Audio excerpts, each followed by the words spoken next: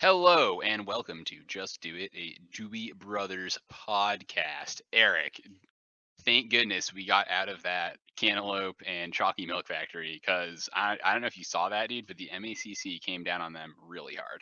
Dude, I saw I believe that there's a worldwide shortage of both cantaloupes and chalky milks after the MACC busted in said these Oompa Loompas do not have the proper workers' rights. Which I mean, anyone knows that Oompa Loompa aren't really people and they don't really work.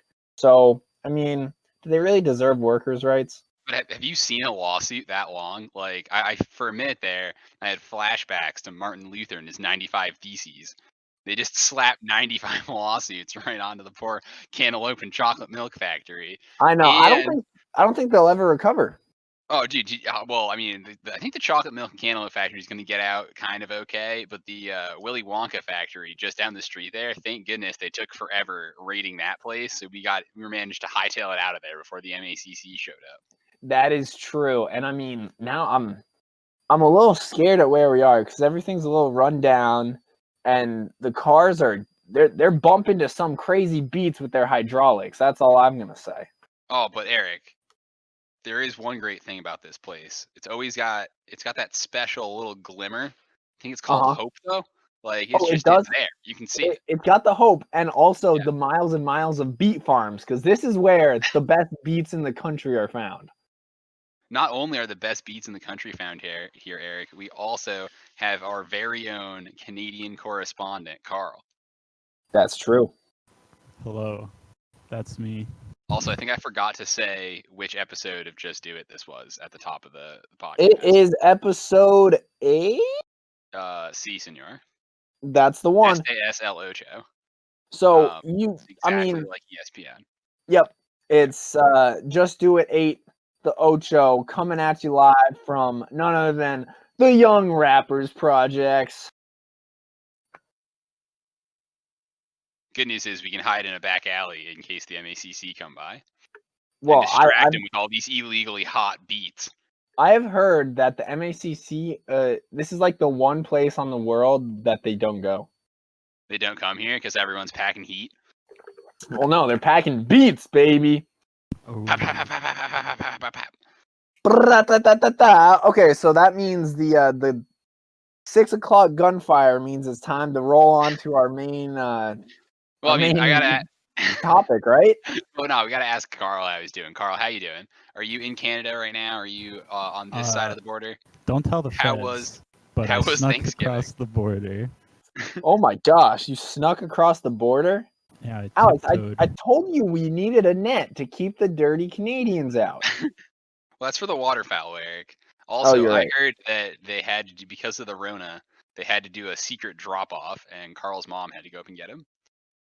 Yes, unfortunately, the ride service could not bring me across the border.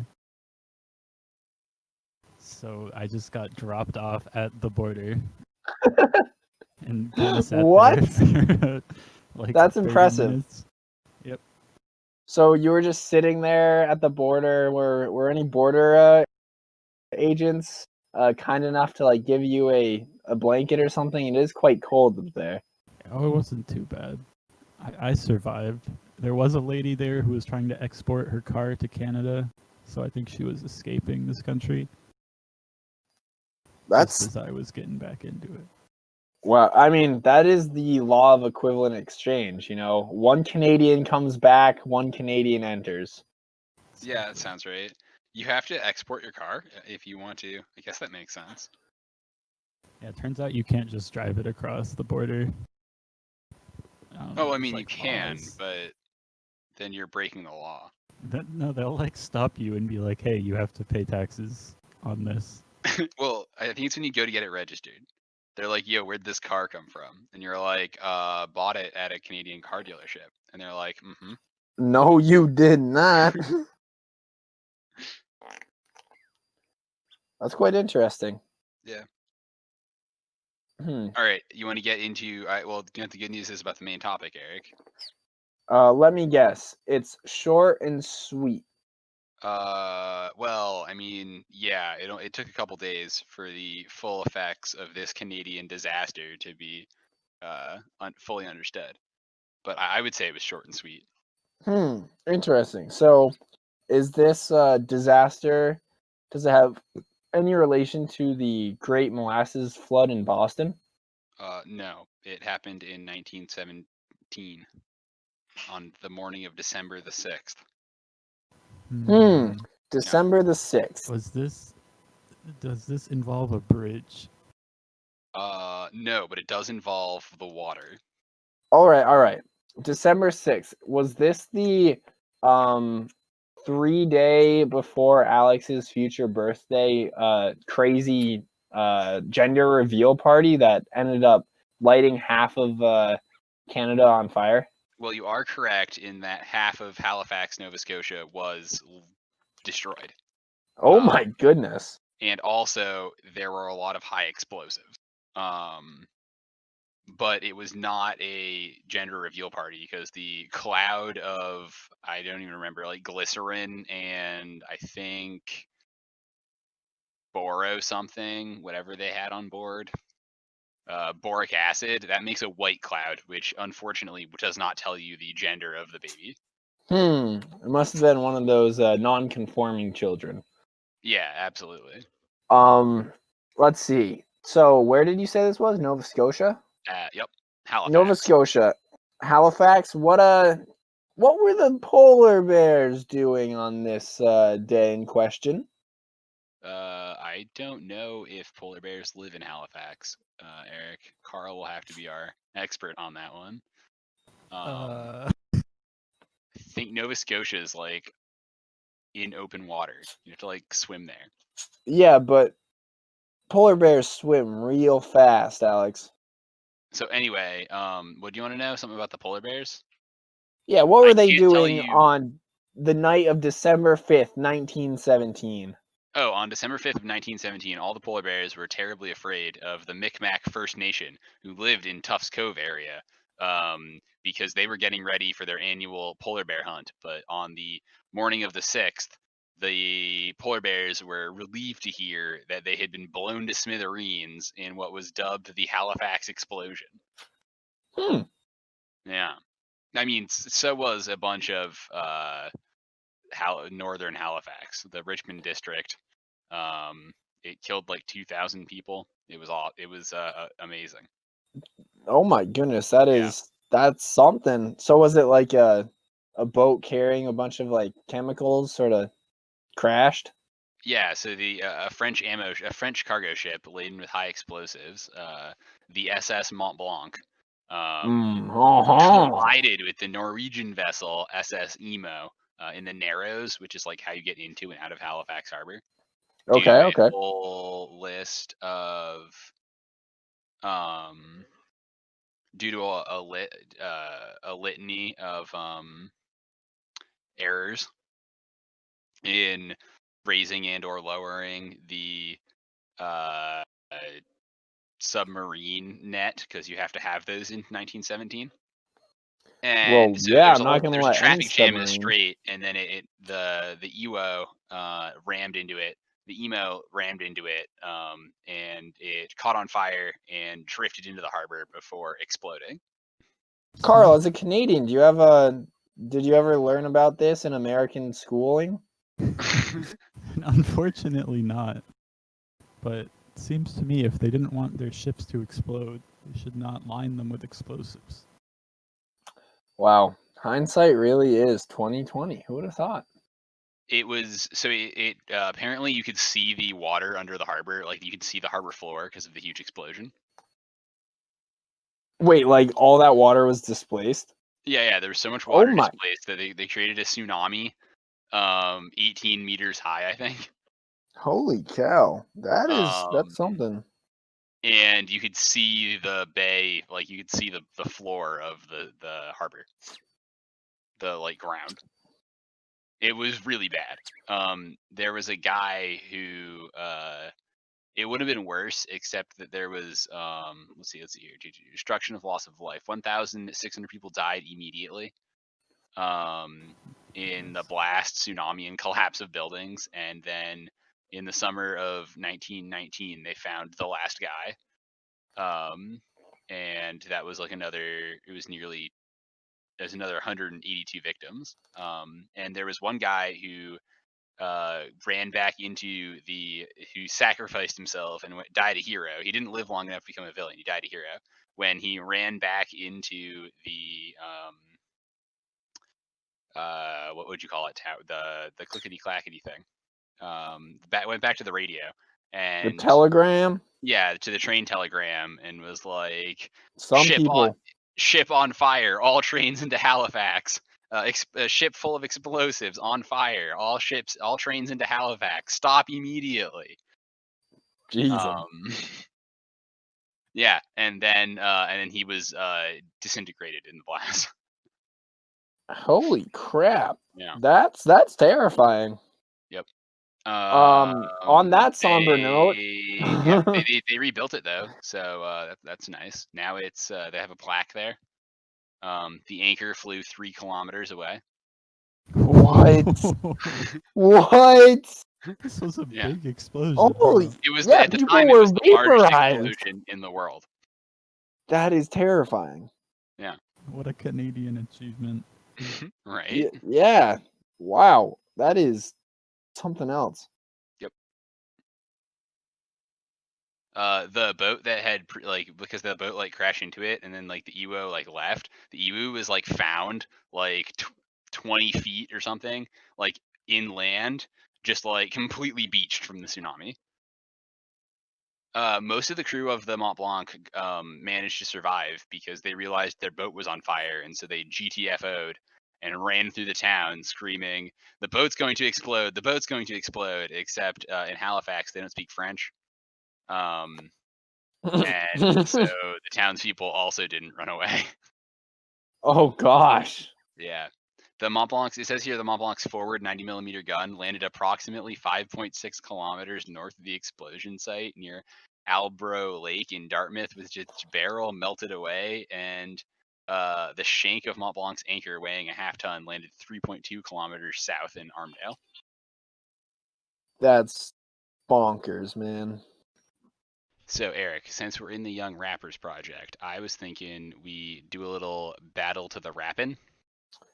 No. These guys are professionals, and I think I'm gonna have a ghost rapper come in here. So we got MC Beat Barry Drizzle coming out for me.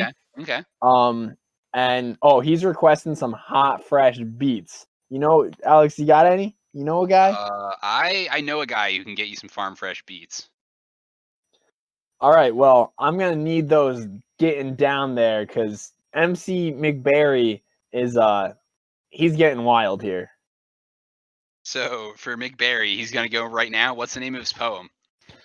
And then I'll lay down the beat. Yo, it's MC Barry right here, up in the faux shizzle, and this is "Woke Up Tired" by none other than Treble Maker. Ooh, that's a good one. All right, here we go. Yeah, these beats are pretty bad. Oh, right, here we go. I'm in it. Woke up tired at 4:30, fell out of bed and right through the door. Went to the kitchen for food and a drink, ate some spaghetti and talked to the sink. Flew back upstairs to get dressed for a pace, brushed my hand soap, used deodorant mace. Hold up, playa. Combed out my hair with toothpaste and fork. Felt the song coming on, so I sang to the cork. Busted some moves to the pots and the pans. My neighbors all worried when I sang with the cans. But then it was 9. My gosh, I was late. I was supposed to be at lamp school at 8. I used a banana to call for a lift. Ate the banana when I found out the tip. And then rocketed through my living room door, crashed through the wall and hauled on the floor, tumbled downstairs and grabbed to my coat, yawned at the news and snoozed to the remote, grabbed a bagel that sang in French, oui, that's a bagel and that's what he said, snatched a lightsaber and a wrench, rubbed my eyes and became a hen, then I woke with a start. I was dreaming again. That was a good song, man. That was really good, bro. Oh, MC Barry just bounced. He did a nice mic drop and just said, "I'm out of here, fools." Catch me at the 7-Eleven later. Oh man, all right. But yeah, wow, Troublemaker makes some treble and bomb poems. Troublemaker does make some pretty treble and bomb poems. And I mean, wow, that poem was just all about, you never really know what's going on in the world, and it could just all be in a dream. I got a poem by Silent Wolf, okay? And I think I'm ready to throw this down, but you're going to need to go over to the community garden and get us some more of those fresh beats, Eric. I don't know. I've heard that this is a Carl's special beat production. Oh, do they come okay. canned or something? Because like that's what I'm looking for. Here we go. All right, you got me. This one's called Funeral Games, and it's by Silent Wolf. Funeral Games. She was taken to the photos on her wall. Her voice half New York drawl, half second-hand smoke, and she acted like I wasn't there at all. Oh, it never existed like the photos to which she spoke. My grandfather, no, he was never. My grandfather and never will be, especially after he yelled at her for what seemed like forever, not understanding, not loving her unconditionally. And my expanded family, they never cared. They never will. All they ever wanted, in truth, was her money, and even that is spare. But if it's truly there to soothe their aching minds, then take it and wash it. This entire fiasco away. The general games have begun. Before she was even dead, before she could even say who's who and who got none. All I know is the funeral games have begun. And from out here on out, we add the fun. Wow. Thanks, Carl. Wow, that is good. Kind of picked it up in the middle there. It was a little something. It was. You changed Found the up. beat. I mean, the beat didn't change, but you were changing your flow. It was wild. Oh, dude, the flow had to get a little flow adjustment. It's not a bad thing. I mean, I gotta say I wasn't really digging the context, but it really, really all ties together when you throw out that banging beat. Absolutely. Like Carl canned some good beats up for you, man. Oh, dude, absolutely. You gonna crack those open for his poem? Wicka, wicka, wicka, wicka. All right, this one's short. This is November Snow Days by Queen La La La Daisy. Tight. Winter days, that's what I heard. Snow as soft as the feathers on a bird. Snow days in early November. Remember the warm days of summer, a distant memory. As all the sensations of winter cast a spell on me. All right, that's it. That's the whole poem. All right. Nice. We got Chum Diggity Dog over there. We got Pudmaster Alex. We got Shifty Boy Carl. So we need to know down in the commentary section, Eric, down below the podcast. You know what I'm talking about. We need to know who sung it best. It was MC Barry, man. That man was spitting the flames. I know, dude. I know. It's good stuff. Although he's a professional, so I don't know if this is a fair competition. Yeah, it's tricky. That guy's really, really quite talented. You should tell him to go to the Your House sometime. I should. If I tried to do it, it would probably come out nice and hot, and definitely in a smelly fashion. That's true. Well, normally this is where we would hop onto a car and peel on out of here, but I think we're just gonna go around. I was gonna say I got my tandem bicycle. We can ride out of here. There's three of us though. What about me? Well, someone's on the spokes, man. No, it's okay, bro. Too? I got a collapsible unicycle in my backpack. Let's roll. Let's ride. Let's turn this street corner, head on over to the 7-Eleven, and pick up the questions from the internet that the people need. Oh yeah. So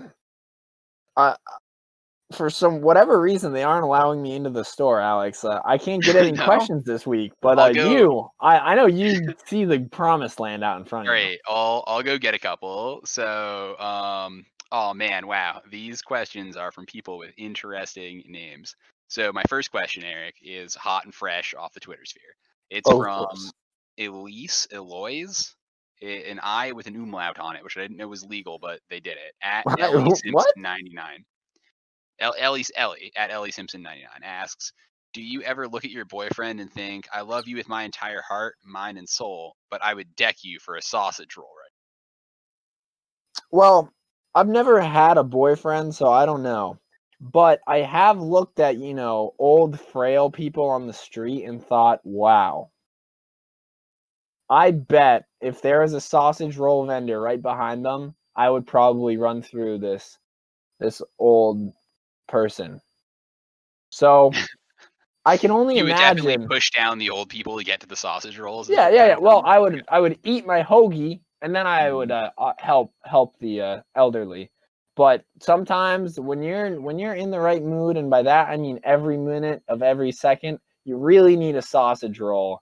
So yeah, just anything's fine. Once you bring sausage rolls into it, all rules are out the window. Carl, what's your opinion on sausage rolls? Would you I also push down an elderly grandmother in order to get that sausage roll into your mouth quicker? I'm not entirely sure what a sausage roll is. Is it like a hot dog? Is it like those tiny? Uh, It's sure. Yeah, it's Whatever whatever you you want want it to it to be. be. So the Wait, concept of a sausage roll is much greater than the physical item that you have. It's sort of the essence of, being a whole. It's symbolic of where we're going as a humanity and the primal desires that you still need that fundamentally clash with societal norms. However, that's what truly makes us human. yes. Carl, in case you are not a weirdo, sausage rolls are like the little pigs in blanket hot dogs, but with sausage Oh, instead of hot dogs. oh yeah, that's totally valid. Then those things are delicious. You would also get those geezers out of the way of the buffet line in order to get in quicker. Hey, they shouldn't be in the way, you know. It's their fault. Exactly. That's what I always say. A sausage roll a day keeps all the old people away. Well, only because you pushed them out of the way, but like deal. All right. At Ellie Simpson, the answer is I don't look at my boyfriend and think I'm gonna hit you for a sausage roll, but anyone who gets in the way is gonna get a beating because the sausage rolls are worth it. I can't say this name on this podcast. Uh-oh. Well, the guy's yeah, I'm just not saying this. Anyway, his Twitter handle is at DCK Repel Squad. Okay, of course. Um, and he asks, this is another question, Eric, from the 7-Eleven today. The con about this cold is everything tasted like soap, even water, until I ate some hot sausage. Like what? Hmm, So that's this guy interesting. he shoved a grandmother out of the way in order to get some sausage rolls, and now I think he fixed his COVID. That's good. So I do understand why. It's He's very because confused. it's because of the symbolic nature of the sausage roll, you see? Hmm. So in each bit of it contains the source code of infinite possibility. And when you're living that mundane life, just wake up, work, go to sleep, and it takes all of the pizzazz out of you, and it sort of wills you into being someone that you aren't.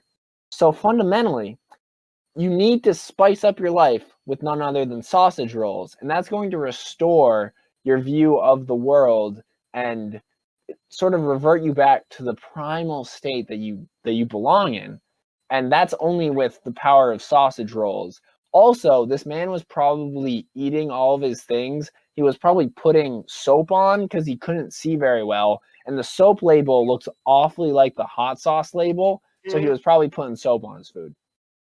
That would make sense. Carl, have you had any colds that are suspiciously like COVID, where you lose your sense of taste and smell? Fortunately, I've remained clear from COVID, so Hmm. I also don't think I've experienced that before. That sounds like it'd be pretty distressing, you know. Yeah, it really would. Like what is definitely a solid question to ask, especially considering that it was lucky that the guy found the only cure that we know of for COVID-19, which is the sausage roll. Yeah. So luckily, our boy, fuckboy genocide, he Oh my, stumbled that's his on name? that. Holy cow, And that's an so interesting I hope name. that he, hope that. Well, obviously, I wasn't going to say it on the podcast, right? Because like kids listen to this. So at DCK Repel Squad, it's just one of the life's mysteries, man.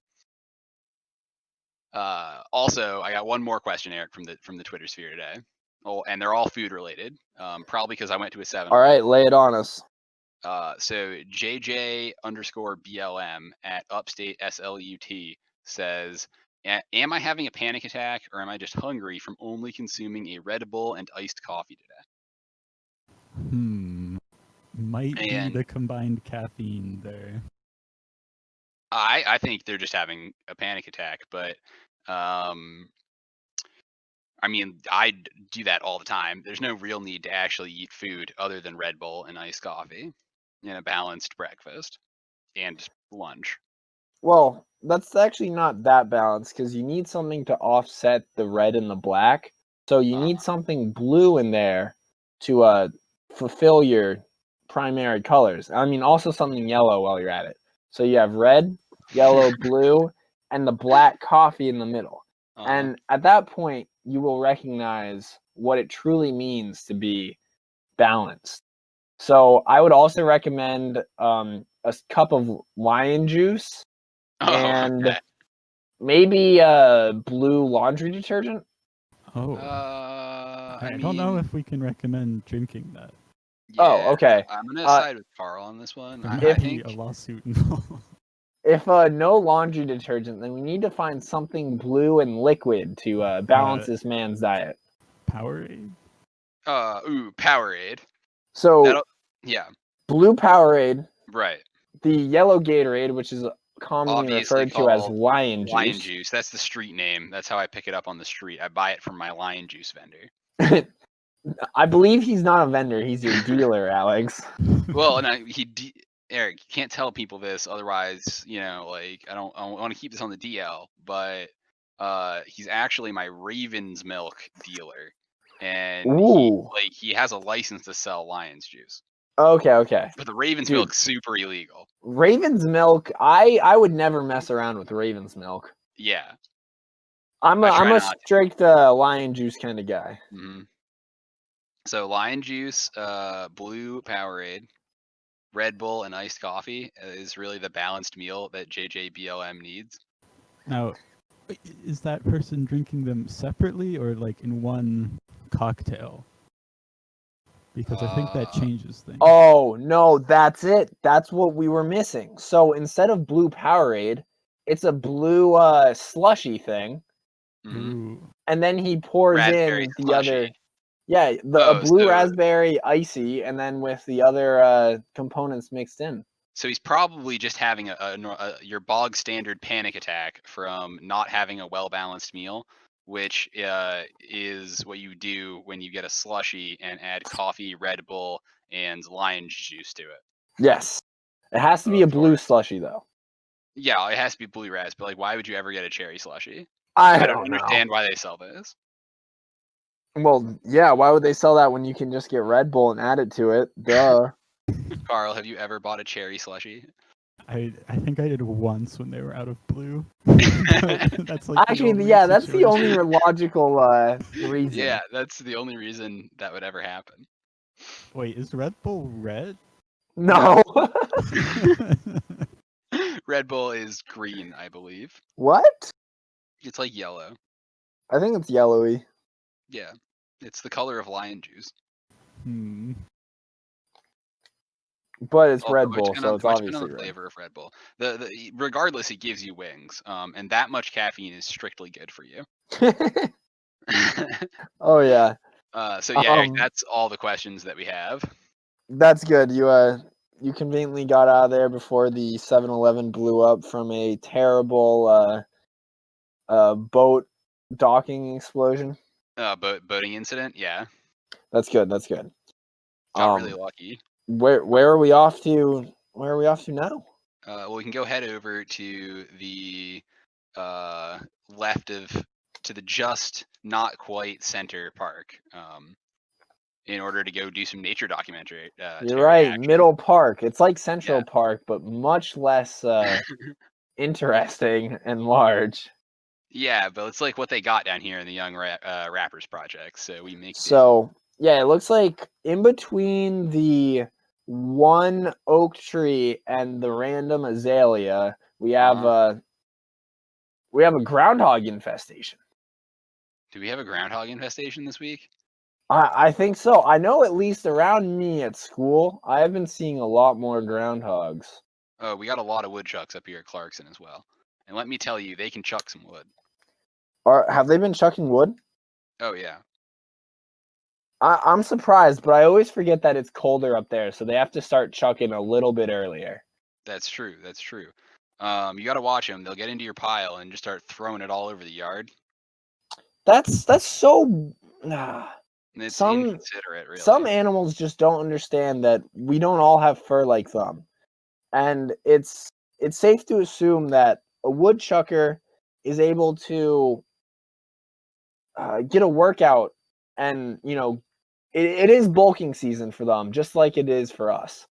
And they're doing this as an aerobic and as a just muscle intensive workout. So I wouldn't be surprised if you start seeing woodchucks, drinking pre-workout and protein shakes to go along with their woodchucking. And remember, as a PSA to all of you folks out there with a woodchuck problem like I have up here, the higher you get the wood, the more likely it is the woodchucks are going to want to come and just chuck that wood. So That's don't true. stack your wood pile tall, stack your wood pile long. Yes. It's better to All about have the an width of the entire wood. yard, yard of like 4 logs high than one like portion of it with like 20 logs high. Because the woodchucks, they see that and they think of it as a challenge almost. They really do. And there's one thing I've learned about a woodchuck, and it's that no matter the hill, it's gonna make a mountain out of the molehill. So it's That's gonna... another thing that woodchucks will do. You gotta watch out.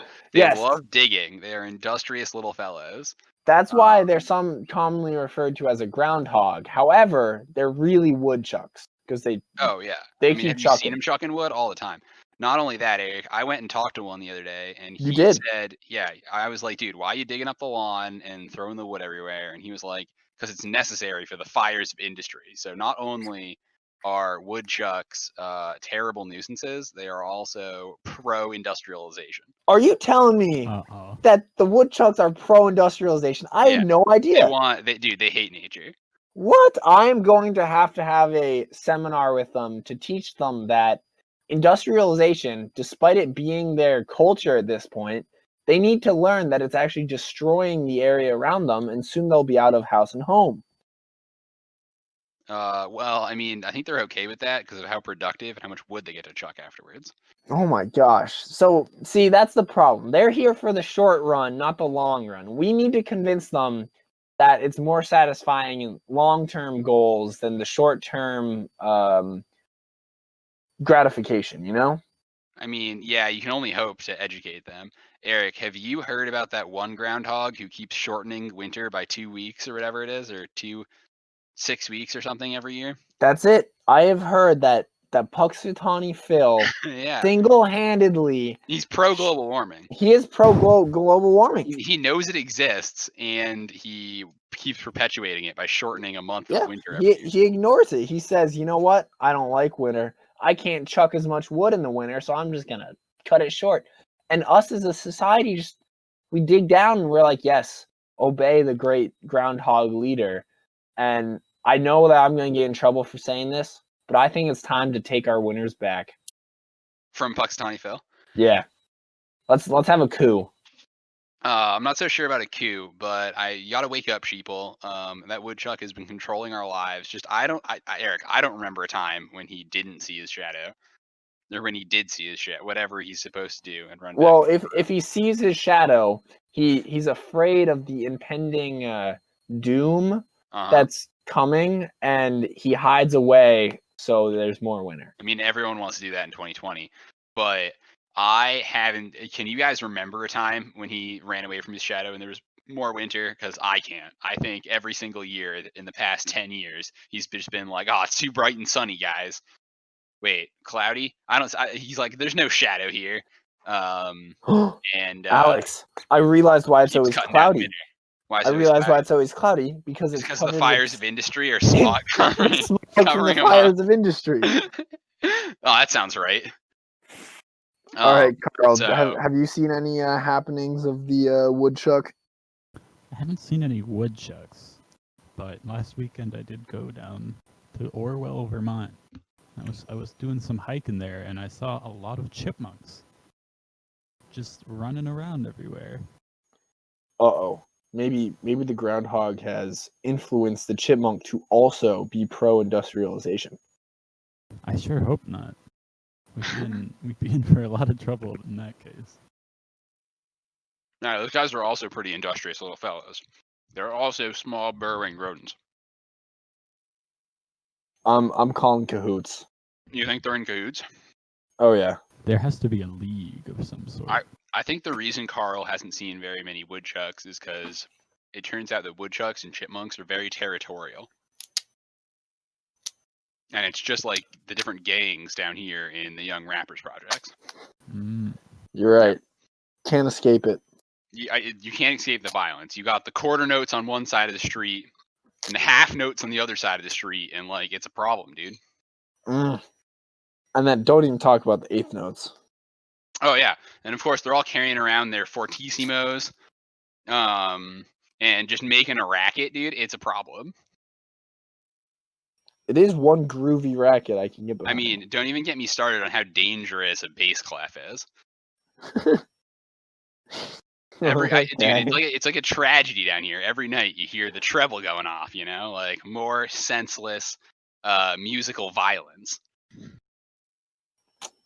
It's tough, but you know, some people just can't escape it. The good news is right here in Middle Park, there is a flourishing beet garden. I haven't seen beets this large ever, actually. That's all the GMOs.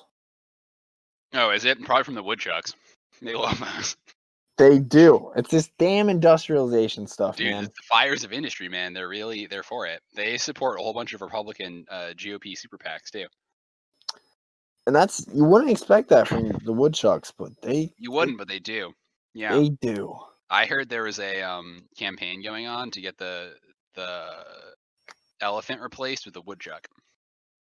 Wow, that would be the end of civilization as we know it. Oh yeah.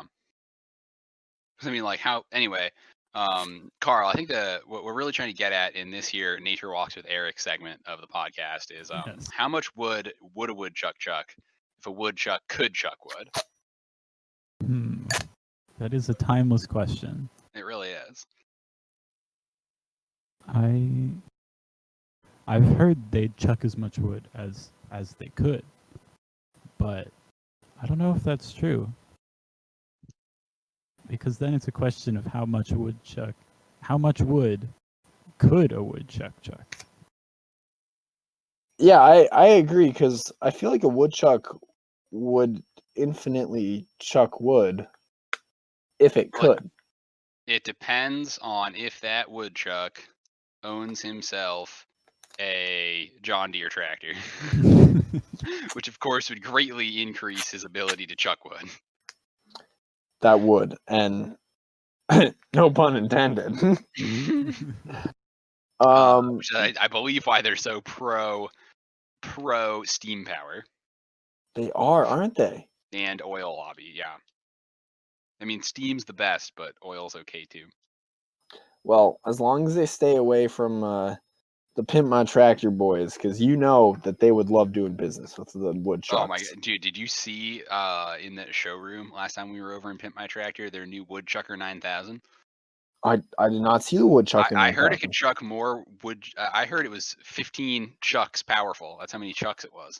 It was Of 15 course, chucks. the chucks we know. The chuck, yeah, is a unit of woodchucking, equivalent to how much wood a one woodchuck could chuck. So it can chuck as much wood as 15 woodchucks could chuck. And that was the Chuckinator 9000. So, I The mean, Chuckinator 9000. who knows what those boys are up to? They're a dangerous bunch.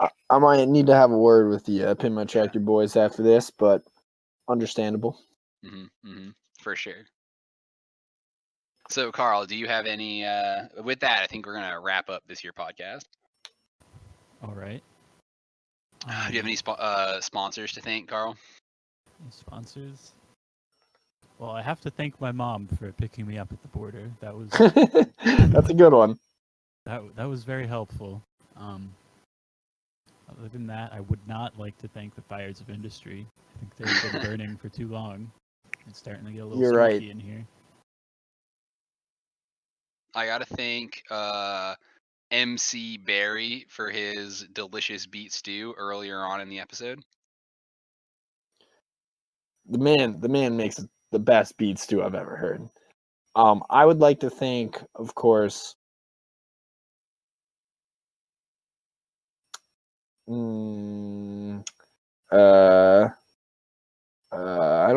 sausage rolls. Yes. The only food capable of giving you the wonderful taste of life. I have to thank Homegrown Hops. They are now underground, lying in wait, being extra sneaky, but their root clusters are strong and thick, and they continue to support this podcast even through the long, cold winter.